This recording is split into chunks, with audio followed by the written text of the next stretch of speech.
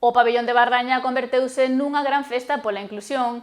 Máis de 1000 persoas participaron nunha nova edición do Festirititi, onde a música, os xogos e a reivindicación social se deron cita nun dos eventos máis consolidados da comarca. Dende primeiras horas da mañá, escolares de Boiro, Ribeira e Noia chegaron ao pabillón para participar nas 10 actividades inclusivas propostas. Case todas as dinámicas foron dirixidas por persoas con discapacidade intelectual de Amicos, auténticas protagonistas da xornada.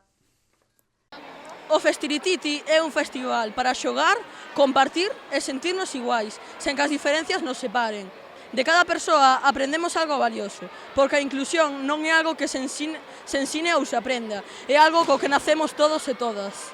Pero non só había xogos, e é que o ambiente completouse con música do DJ Matrek e con decoración con seres mariños xigantes feitos con globos. A diversión foi o que caracterizou esta xornada. Hoy muy bien, los juegos son muy divertidos y mola mucho. Sí, son súper divertidos. Esta organización, genial.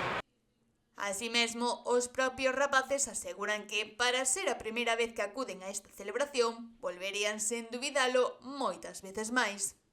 Este sitio mola un montón, me encanta. Yo pensaba que esta excursión iba a ser un poco aburrida, bueno, porque quería jugar en el recreo en el cole, pero esto ya me cambió de opinión. Está chulísimo. Sí.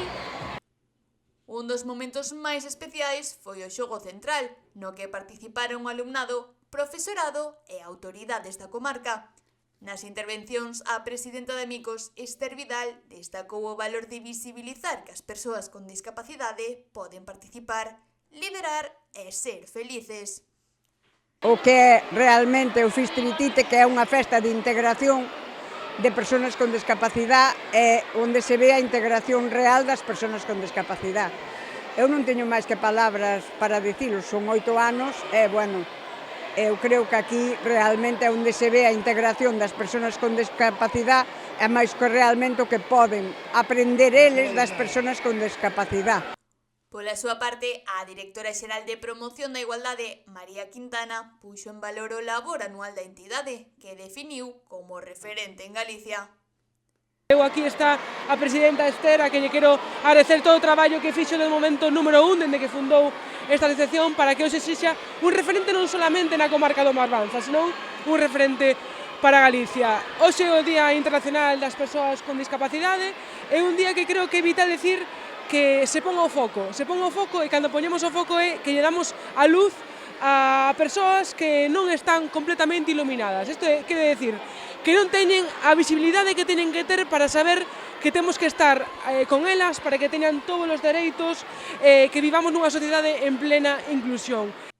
Dende Gealsa, unha das grandes entidades que financian este programa, quixeron remarcar a importancia que ten un evento como este, no que nestes 8 anos implicou a participación de preto de 6000 nenos e nenas que levan consigo a mensaxe que se busca transmitir. 8 anos levamos xa con este festival de nombre complicado, pero a verdade é que o nombre sexa difícil de decir, o importante é a integración que se vive aquí ano tras ano. Dende Gealsa estamos encantados de seguir participando con Amicos nesta iniciativa e con todos os centros educativos que cada ano se apuntan. Agradecer aos concellos, á Xunta de Galicia, a Directora Xeral de Igualdade, María, que hoxe nos acompaña, porque realmente se non o vives, se non estás aquí e ves a dimensión, non te das conta do que é o festival.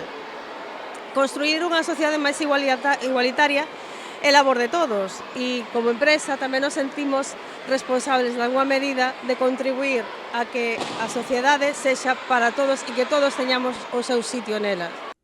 Tamén interviñeron alumnado e usuarios de Amicos, que leron un manifesto no que reclamaron máis apoio ás familias, recursos educativos adaptados e oportunidades laborais para unha vida autónoma. Para rematar, a concelleira de Cultura de Boiro, María Outeiral, destacou o orgullo que supón para o municipio acoller esta cita tan destacada e de relevancia social.